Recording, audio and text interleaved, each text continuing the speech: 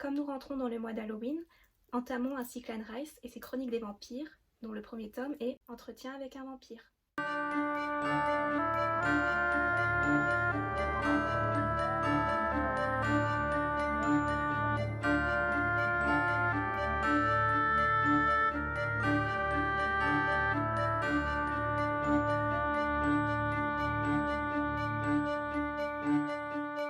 Bienvenue, tu es sur la chaîne du Cactus qui lit et aujourd'hui je vais te parler de Entretien avec un vampire. Entretien avec un vampire est un roman écrit par Anne Rice en 1976 et publié pour la première fois en France en 1978. Il est le premier tome de sa série Chroniques des vampires qui compte actuellement 13 tomes. Blood Communion, le 13e tome de la série, n'est pas encore paru en France et je ne sais pas s'il sera le dernier tome de la série car l'auteur ne semble pas s'être prononcé là-dessus. Dans Entretien avec un vampire, on y découvre le personnage de Louis de Pointe-du-Lac, un vampire qui décide de livrer ses confessions à un journaliste. Louis devient vampire en Louisiane en 1791 à l'âge de 25 ans lorsqu'il croise la route de Lestat. Malgré cette transformation en vampire, Louis va garder une part d'humanité et va vite s'interroger sur sa nouvelle nature. Doit-il céder à ses pulsions, boire le sang de ses victimes ou résister et rester en accord avec ses principes humains? Quid de son âme, de la religion et de Dieu, ou encore du principe de bien et du mal. Louis se pose donc pas mal de questions et son créateur Lestat ne va pas forcément y répondre. Parce que Lestat, lui, tout ce qu'il veut, c'est garder Louis auprès de lui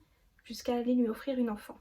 Claudia, une fillette de 5 ans qu'ils vont tous les deux vampiriser. Tout va bien se passer au début, mais si son corps reste celui d'une enfant, au fil des années, son esprit, lui, va grandir, il va gagner en maturité et forcément, au bout d'un moment, va y avoir un petit souci. Dans ce livre, c'est donc l'occasion de rencontrer différents vampires mais aussi de faire un voyage à travers le monde.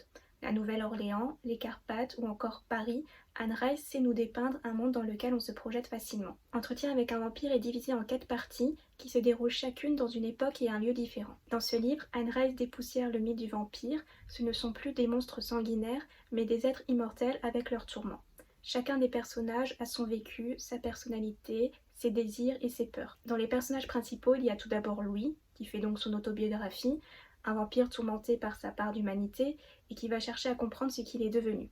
Il y a ensuite son créateur, Lestat, un vampire manipulateur et égoïste, mais qui va se révéler bien plus complexe que ça. Ensuite, il y a Claudia, devenue femme au cours des années, mais prisonnière de son corps d'enfant. Forcément, elle va finir par mal le vivre et retourner sa haine contre ses créateurs. Puis enfin, il y a Armand, un vampire vieux de 400 ans, attirant et mystérieux et qui va s'immiscer dans la relation entre Lestat et Louis. Personnellement, j'adore tellement Anne Rice et ses chroniques des vampires que je ne vois pas de point négatif à soulever. Si je devais vraiment dire quelque chose, c'est ne vous attendez pas à de l'action à toutes les pages. Là, c'est plutôt de l'introspection, une analyse psychologique du personnage de Louis. L'auteur, d'ailleurs, à travers ses descriptions, retranscrit à merveille les émotions des personnages qui sont d'autant plus exacerbées par leur nature vampirique. Anne Rice nous crée là un univers gothique mêlant philosophie, sensualité, passion et violence. Entretien avec un vampire, c'est une référence de la littérature vampirique, un ouvrage qui m'a fait vibrer, à la fois terrifiant et fascinant. C'est une série qui, à l'heure actuelle, fait encore partie de mes séries préférées. Anne Rice reprend le mythe du vampire à sa façon,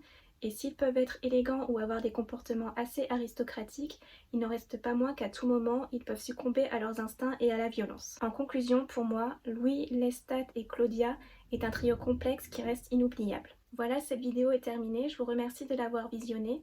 Si vous avez lu le livre, n'hésitez pas à donner votre avis en commentaire. Et pour les autres, si vous décidez de le lire, je vous souhaite une bonne lecture. À bientôt et prenez soin de vous.